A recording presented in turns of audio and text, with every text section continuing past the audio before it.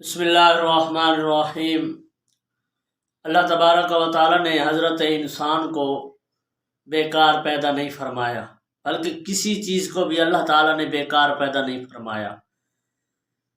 تو انسان جب سے اسے پیدا کیا گیا، حضرت آدم علیہ السلام سے لے کر آج کے زمانے تک ہر دور میں اس انسان پر عبادات لازم تھیں، ریاضت لازم تھی، عبادت لازم تھی، کچھ کام ایسے تھے جو اس کو کرنے لازمی تھے۔ تو حضرت آدم کے زمانے سے لے کر آج تک ہر دور میں عبادات بدلتی رہیں، کسی دور میں کچھ کام عبادت تھے اور کسی دور میں کچھ کام عبادت تھے، لیکن دو ایسی عبادتیں ہیں جو حضرت آدم کے زمانے سے لے کر آج تک ہمیشہ سے عبادت رہے ہیں، ہر دور میں عبادت رہے ہیں، مسلسل عبادت رہے ہیں۔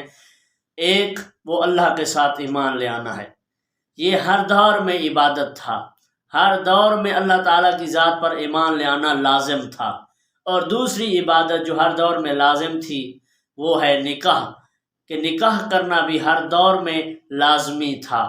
مسلمان ہر دور کا جو بھی جس ملت کا مسلمان تھا، ماننے والا تھا، اس پر نکاح کرنا بھی لازم تھا۔ تو یہ دو واحد عبادتیں ایسی ہیں جو قدیم عبادتیں ہیں، ایک ایمان والی اور دوسری نکاح والی۔